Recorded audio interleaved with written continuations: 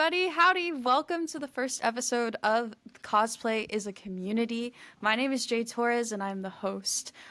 It is wonderful to have all of you listen. This is something brand new for me, so I'm ready to get started. So let me go ahead and introduce our first guest. Kendallin Aldridge is the content creator for the account Kenny is Here, a true jack of all trades with a decade of experience. Kenny enjoys making content whether it's on screen or behind the camera. Their work ranges from traditional modeling to cosplaying, oftentimes as a niche or deep cut character. She is a cosplayer that is from the DFW area, so let's give a good welcome to Kenny. Hi, Kenny. How are you? Hi. For those who may not be watching, like what I like to do all the time is like when exciting things happen, but it's not really an environment where you can go woohoo or whatever. I do like the sign language clap. That's Yay! what that is. It's like that's me. It's like, yeah, I totally agree with you. Yay!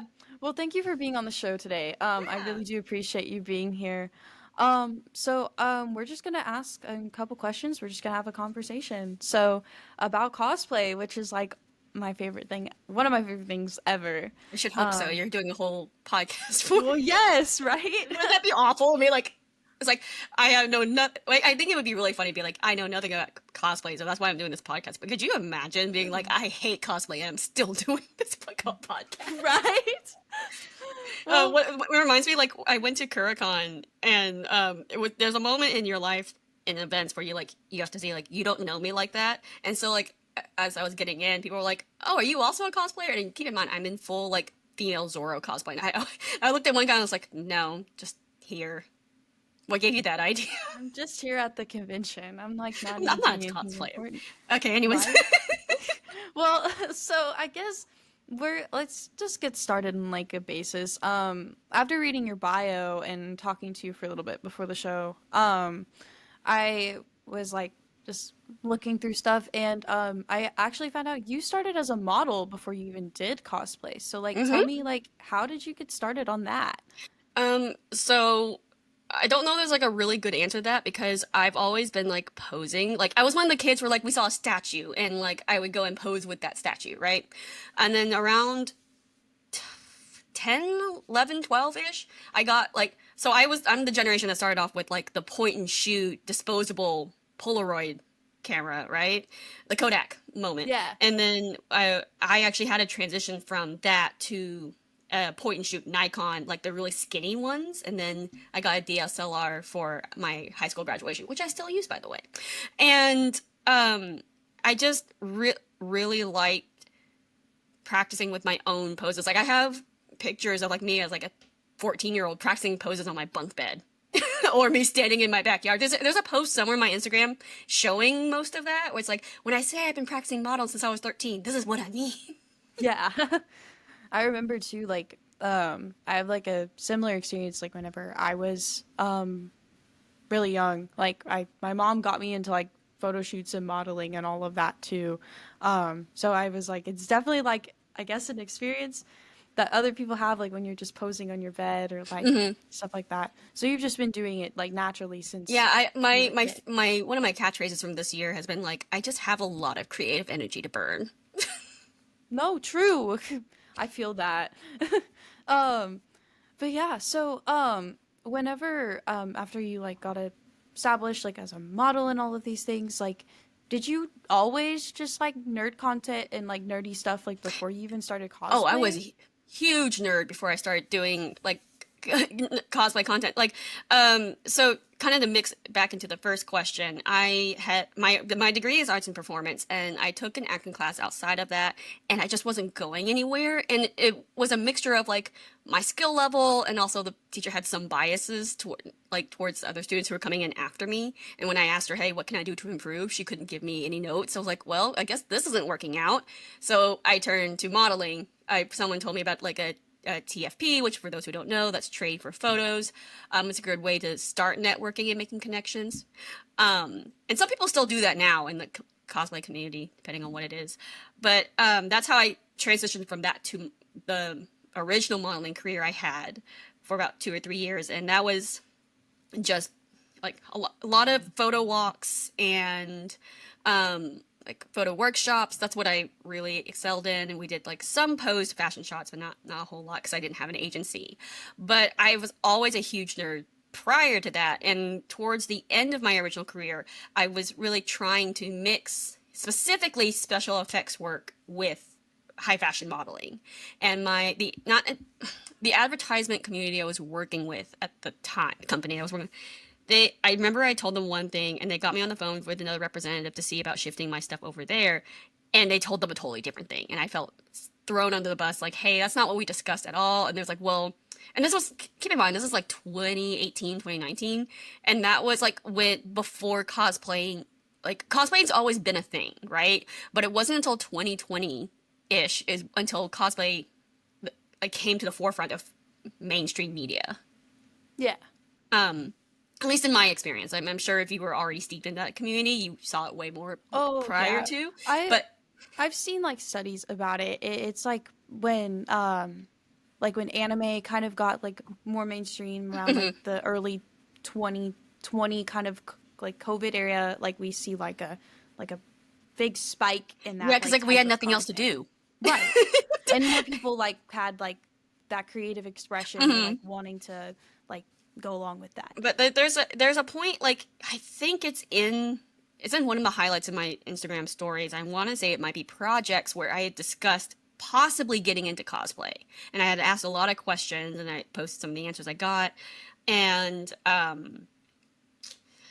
I just couldn't make the big leap into it because especially in 2020, 2021, there was a huge there's still discourse about it now, but there was a huge discourse about looking just like the character, or like and not just for the African American community. I'm a darker skinned Asian, and in the warmer months, I'm a little bit Yeah. lighter in the winter, obviously, but I don't have that white skin that a lot of Asian creators tend to have. So, and because I didn't really know how to do cosplay at the time, I did a lot of original characters. I didn't know if that really qualified me as a cosplayer, and I didn't want to do disservice to the title by saying, "Oh, I do cosplay," and then like people look at my page, I'm like, that's not cosplay. Yeah, I definitely that is something that is like at least from someone who's been a cosplayer for like a really long time too. It's something that's definitely been expressed like with people like not looking like the character. I do feel like now it's a little bit better, but Yes, even with like now that cosplay has become so mainstream, we still do have a problem with that. I yes. believe it's definitely very And there's prevalent. also like a weird thing of like, especially in 2020 with COVID and Black Lives Matter and Asian hate. I'm Chinese, like as well as far as we know, I'm Chinese. For Yeah. those context, wow, that was loud. I'm so sorry. Context: I'm adopted from China, so for as far as we know, I'm Chinese. But in reality, I could be a mutt because someone could have like had a business trip over in that village. I don't know. Um, but I'm True. Chinese, and a lot of the characters available are Japanese. And so that was also a point of contention for me because as cosplay became a big thing in the um, mainstream media thing, I was like, I didn't know if like would I be criticized for that. uh, Yeah. I understand that part. It's like, I mean, coming from someone who is like also like Hispanic in that mhm. way, it was always like really kind of confusing whether like because I would see again like cosplayers like on Instagram, like on social media when I was very young, and I was like, wow, like these cosplayers are so good. And then a lot of them like would get flack if they had like darkened their skin or did something like that. And then we get into that territory, which I feel again like now it's become a little bit more accepted, but still we do have like problems Yes, with that. especially in the African American community, like Yeah. I see it prevalent. Like so, like again, it's still getting better, but we're not there yet either. Yes. Yeah. And I guess that like goes to like one of my new questions is so like you mentioned also that you're very new to like this like Hmm. realm of cosplay and like as a model. So like speaking on like the community aspect, like how does how's that part felt like as a whole? So far it's been like very welcoming. I haven't had any issues. I think I would have had issues if I had started in 2020 like I had planned. But no, like so far, I think I'm actually astounded that people follow me. uh, like, because I have like, I'm not trying to flex or anything, but I have some like really big accounts that follow me now, and like I don't want to name drop because like I didn't get consent from them, and I don't want to sound like, oh, I'm saying this for clout. But when these certain people have followed me, I'm like, how'd you get here? I only have like eight at that time. I was like, I only have like 800 followers. I had 600 when in my I think I got to 700 in my original modeling career, and I took a 5 years hiatus. I actually was not going to return to content creation at all. Wow. Wow. um, yeah, no, it had the whole thing of like not just COVID, but like you had the body changes that happened with COVID in terms of like being in all the time. I'm not. Try to be really careful how to phrase this because this is not me saying like, oh, I gained weight and I was upset about myself, right? But I had, and it was a very different experience because I had been underweight most of my life, and psychologically I just was not prepared for like the natural genetic thing to happen, right? Yeah. So I just thought, okay, well, by that point, I had done modeling, I'd done backstage theater, I have done choreography, I've done like so many things. I was like, okay, I've had a good run, right? And then I turned last year I started working out, and this year I turned 30, and I was looking through my stuff. I was actually hyping up my best friend. Then started looking. I was like, okay, hype myself up, and I looked at my stuff like, oh, I was actually good at this. Like I didn't romanticize it. Like I actually had talent. Yeah. And I was like, nothing's stopping me from doing it again. So after like literally 5 years of nothing, I was like, hey guys, I'm back. You're like, I'm back. I'm Yeah, no, that's back. how I definitely have seen a lot of like cosplayers like react. They're like, "Oh my gosh, I have all these followers. Like, do I even like deserve all of these followers?" And it's like you do, but then at the same time you're like, but like what? You're like, but how? Like I'm Well, not doing like the anything like person, extraordinary. yeah, like the person who's following me does like way more stuff. Like I'm not a big crafter. I think the only thing I've started dipping my toe into it. For those who do follow me, you may have seen on my story that I remodeled a top hat for our chopper. So it was like a black top hat, and then I wrapped it in like blue felt from the hat part and the brim, and then I put pink fluffy yarn on top of it to be cotton candy, and I like speckled it as best I could or dry brushed it with white and pink puff paint, and then I put like glitter on the rim. That's the most crafting I've ever done. But like when you look at other cosplayers and you're like, damn, you really are your own seamstress.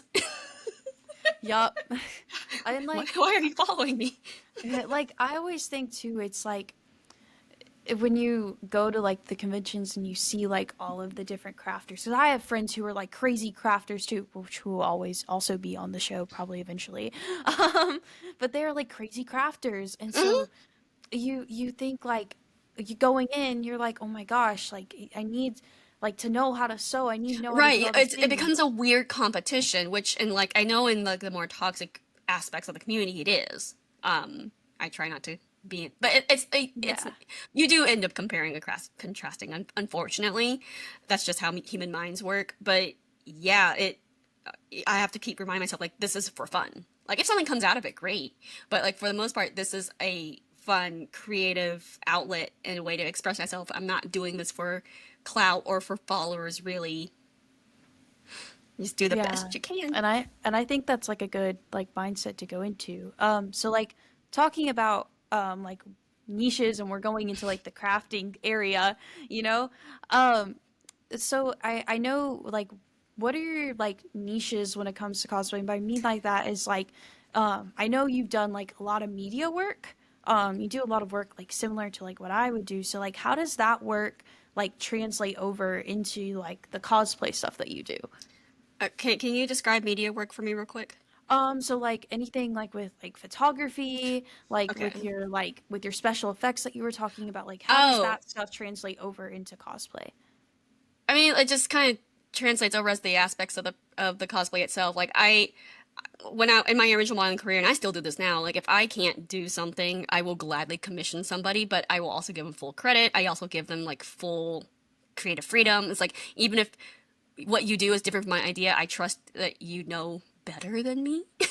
But But like that's kind of what it is. Like a lot of like in the media work that I consider, it's like I also grew up in the generation of Dan Howell, Phil, Amazing Phil, Mythical Morning, um, Mariana's Trench, which is really niche. But if you look at their behind the scenes and the way they do the interviews, I translate like pretty much like how 2014 worked is how I manage my current content because it feels more natural. It feels more like it kind of like allows. It sounds really bad. It allows for a better parasocial connection with the people who Yeah. follow me. No, I get you.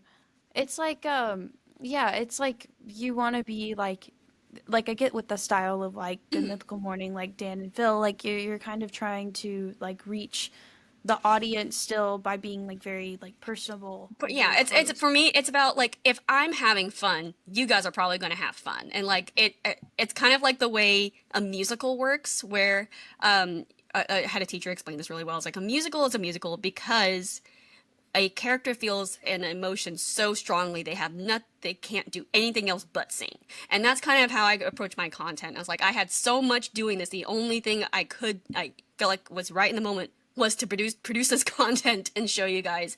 This kind of leads into the niche thing because a lot of my niche deep cut cosplays ideas come from me being like, this is dumb but brilliant, and not dumb as in like actually dumb, just more of like, how has no one done that yet? And it starts as an inside joke to myself, and it makes me laugh so much. I'm like, I gotta do this now.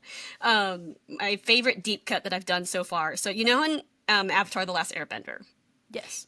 Zuko's always looking for honor. Mm-hmm. I went last year. I went as honor looking for Zuko. I had Ooh. I and she was very bubblegum pink and quite literally. And I had his wanted poster and I had him circled and on it I had like, have you seen this man? And I had stickers that said honor on them with fire on the back. I had the clutch that I held the stickers in where was and maybe it was from Amazon, but like it was like has the Fire Nation emblem on it, and then inside that with the stickers there was fire confetti, and Oh my uh, gosh. and I ran throughout the entire con going, "Hi, have you seen this man? I'm Honor looking for Zuko," and I would give like a whole spiel, right? And and she's supposed to be like bouncy, like kind of like the opposite of what my voice is now is what she was like, and it became this really fun scavenger hunt because I was literally looking for Zuko cosplayers, Oh my and gosh. so I need to add that on the sign next time on the back like a disclaimer asterisk. Literally looking for Zuko cosplayers and then add my Instagram handle because I would go up to people and they would take it a little too far. Where it's like, have you seen this man? No, he's evil. Literally looking for Zuko though.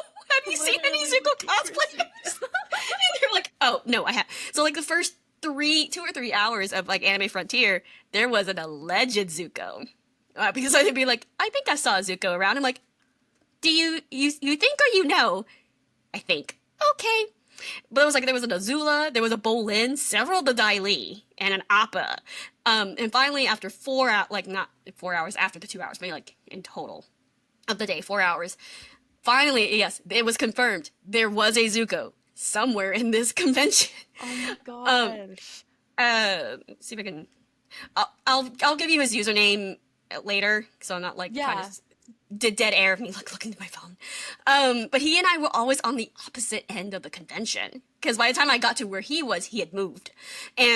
But it was really funny because people would come up to me and be like, and like, have you found him yet? No, have you? And it became this really fun scavenger hunt where they would recognize me and like ask me about my progress.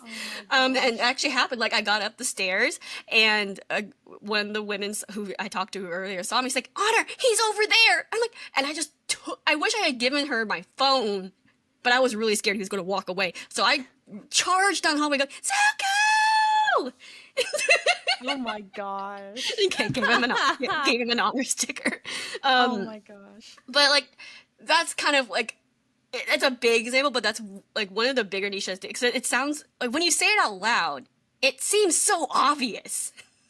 Yeah. My other favorite niche one is how familiar are you with One Piece? A little familiar. Like I'm familiar with the characters at Okay, cool. least. So there's a point right before, so it's right as they're getting to the Grand Line, which is where their journey not technically starts, but like their whole pirate career. Once they get to the Grand Line, they can go to like things like Skypiea and all that, and like really aim for the King of the Pirates thing. That particular season before is more of like a prologue tutorial situation. Yeah. And I love that. Like season 1 is just a tutorial for the characters. But they go to this town called Loketown, and this is the penultimate episode to that season, so second to last. And this is where Zoro gets his first cursed sword, and he meets a Navy person named Toshigi, and she looks like his best friend, and it throws him off, and he ends up breaking her glasses. And she's like, "You must replace my glasses," and he goes, "I have no money." So she just conscripts him into the Marines. He's like, "Fine, you're gonna work off your debt then," and he's like, "Clean this hallway or whatever." He decides, "How can I clean this hallway fast and still get back to my crew?" And he's like, 3 broom style. And so he runs down the hallway with I think they're mops, but it doesn't matter. They're like kind of push broom looking things. He runs down the hallway with the 2 brooms in his hand and the broom in his mouth. And the Marine scene is like, "Is that Pirate Hunter Zoro? That fiend! He's cleaning our floors, that fiend!" And I found that to be so funny that was my first real quote unquote official cosplay, was 3 broom Zoro. Oh my god. And the people who saw me, it was a mixture of like, "Oh, look, it's another Zoro," to like, "Why does that Zoro have brooms?" to, "I can see Zoro being a janitor." I literally got that comment like 2 or 3 times. "I can see Zoro being a janitor." Like, Zoro being a janitor. and like and just to keep in theme of Zoro, and like I also have like, I'm a neurodivergent person. I wrote Toshigi on my hand, so like if someone would say something, it's like, "No, I broke Toshigi's glasses." And for those who are not watching this visually, I'm looking at my hand at that pause, and I'm looking for Toshigi's glasses, and I'm working off my debt to the Marines. And then the people who knew what it was, they're like, "Oh my god, that's brilliant." I always love whenever like when cosplayers take like those tiny moments like that and just add stuff to like either to their outfit or something. Like it just shows that they just eat, breathe the Yeah, show. and like, there's they a eat, breathe variation. it. Yeah, there's a variation I made this year, and the photos will be hopefully posted sometime this year. I'm not going to rush my photographer, Victor. I love you, and you can take your time to cook on those. but so Colossacon's a thing, and for those who don't know, Colossacon, Texas, famously is taking place at the Kalahari Resort, which has like a Great Wolf Lodge-esque water park in it, right? And so you're not expected, but like you assume, oh, you're gonna do something with the pool. And I wanted to have a pool specific cosplay, not a cosplay not just a thing where, oh, I'm this character in a swimsuit, not a cosplay that can get wet. It has to be a cosplay that only makes sense in the water. So do you know what that means? What does that mean, Kenny? 3 pool noodle style. Oh god. And Preston, I think it's like Preston Makes Things or something like that. He 3D printed me katana handles to put in my pool noodles. That's amazing. Oh my gosh. So you were like, so this is Zoro, right? So you were like Zoro in the What would Zoro do in the pool? Zoro in the pool with like with the swords. Yeah, it was like, what would pool Zoro be? Like 3 pool noodle style, yeah. And like there are photos where like some of my test photos, and I think it's I don't know if we did it in the photo shoot itself, but I can't hold the 3rd pool noodle in my mouth. Oh my gosh, that's hilarious. So those are the kind of niche things, and then like another niche thing I pulled out is my bunny girl variation of Zoro, and she's really fun. What I'm going to do for that, because I have 3 broom Zoro, I have like the normal Zoro variants in general, and then I have 3 pool noodle Zoro, where I'm doing bunny girl Zoro next year, and I if you go into my page, she's been announced, but I'm not like actually going to a con with her until next year. And I was kind of like, well, what is a creative prop I can do as Bunny Girl Zoro? Because as much as I like doing the character, carrying around those swords all the time is so annoying. You're right. I mean, I love the man, but why is he so high maintenance? And so I have another 3D print guy. He is 3D printing me dagger versions of the katanas. And I'm going to get like a lace garter and put 2 of them on my legs. And then have like the 3rd one. and then like I see. Hmm. So you're gonna like put them like that's smart. Yeah. It's like I want a Zoro variation where I'm not carrying like full length swords anymore. Oh my god, no, you're right. I have like I think I had like a couple cosplays where I had like a sword prop. Like there was one that I had like a crossbow prop and like I had nowhere to attach the like then I had to hold it and I'm like, "Oh my I have like gosh." I'm I like have this a is belt. so I have a belt that like has three not holds, but like holsters. But like what makes my belt different from the because usually the belts you see are ties. I don't yeah. trust my knot skills, guys. It's either too loose or too tight. So for whatever reason, because I think you can only find this on Walmart now, but I know for sure I found it on Amazon. I looked at and like when I make cosplays, I'm looking at so many different things of like practicality, whatnots, and like when I source my stuff. And for this one, I was like, I really don't want to put like trust in my ties. So I found one that has a Velcro and buckle function to it, but it's either way you do it. It's three holsters like strapped to your waist, and then if you're really smart, you'll take your sash and you'll tie it under the hilt so that way it pushes it up and keeps him from falling. Hmm. Or has a better chance of. Enma hates me, guys. Like Enma, of all the swords that I have, Enma and the red sword. Like, and I know that there's a name for the red sword, but it is long, and I'm not gonna remember that. So the other cursed red sword and Enma hate me the most. And like, there's so many videos I have of me like doing something and like the sheaths just fall. I'm like, okay, well, if you watch the trailer that we did, the promo we did for the fancy One Piece shoot, if you look at the one where I'm spinning Luffy around, which is the first clip, if you look really closely, Enma and not Shishui, but Enma and the Red Sword do not have sheaths on them at all. And they're and I think in one of the behind the scenes clips I included, it's like it fell out and Sandy Witch is trying to hand it to me. It's like, no, just throw it to the side. We got to get this done. This is Yeah. not gonna happen. Oh my gosh. Well, we're almost out of time. So, but I do have one question to kind of like end us off. Which thank you for talking about like all of the niches. That Oh, you're was, welcome. I love hearing all of those stories because I have like so many of those myself, and I'm sure everybody who is listening, if you've cosplayed before, has had like those like mishaps happen and like you're Yeah. having to like work through them. But Yeah, um, I need to do a reel of like the downsides of doing Zoro because I'm gonna try to keep this tangent short, but like um I got Zoro. People ask like how'd you get to Zoro? I'm like, is Zoro your favorite character in One Piece? Which is this is a story for a different time, but I had never seen One Piece prior to last year, 2024. Again, this can be a totally separate episode at a different point in time. But trying to shorten as much as I can. I had volunteered to be in this dance group because I wanted to make more friends, and they needed a Zoro. That's how I ended up with them. Like that's it, guys. it's so But funny how like they turn out like that. yeah, but like it's a dance.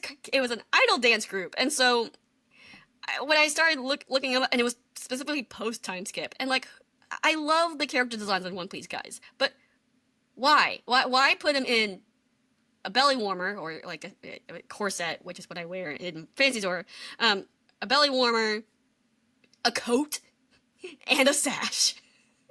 How is this man supposed to be fight? Like, the hell? And then like Sanji's always in a full suit. I'm like, these guys hated their men, which I mean, kind of valid, but still.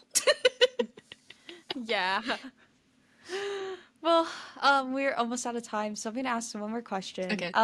So how has cosplay shaped you as a person? That's gonna be like our underlying theme for the rest of the podcast. So, how has it shaped you as an individual? Um, I don't know if I really consider like cosplay shaping me as I am shaping my interpretation of cosplay because it kind of goes back to the whole thing of like your intention of doing this and the whole like aspect of this underlying competition and everything. I've always been a wacky person with even without cosplay as a nerd, right? And like cosplay has given me an outlet to take that wackiness and give it form and give it intention and um it's shaping me now like to be patient in a way and also like learning to let things simmer a little bit more um if I'm making a new variation, not that I have to justify it, but I like having like all the stories I told about Honor Looking for Zuko, and like I love having those stories to tell people why I ended up with that character, why I ended up with that specific look. Um, so and it's also just helped me like get back into the mindset of like when I was doing creation with my original modeling work and my YouTube channel and all that stuff. So hopefully that answers your question, Yeah, no, that Michael. was really great. Yeah. No, that answered my question perfectly. I think it's definitely important like to remember like while we're doing cosplay, like whether we're new to it or not, that it is supposed to be fun. I think a Mhm. lot of the times that gets taken away by all of the rest of the stuff and wanting to make it perfect and wanting to make it the best. So I think that's definitely like a good message to take away for the first episode. So Yeah. thank you, Kenny, for talking to us. You can follow her on her account. Kenny is here on Instagram. Do you have any And other socials? it should be the same. And I think it is the same on TikTok. It wasn't for like 2 years, and then I went like, Mm. oh, probably should like if I'm linking this to my Instagram, probably should have the same username. But Yeah. I'm more active on Instagram. TikTok tends to be a testing ground. A lot of times it's like, let me see if this actually works, or I'm really impatient and I can't post this on my Instagram yet, so I'm gonna post it here. So if you really want to see content from me, go to Instagram. But if you want to see early access content, I guess you could go to TikTok. Yeah. Well, follow her on Instagram and TikTok. That is our first episode. So again, my Woo! name is Jade Torres. Thank you for tuning in today to the Cosplay's community. And remember, cosplay is a community, so make it one. Thank you Woo! guys, and we'll see you in the next episode.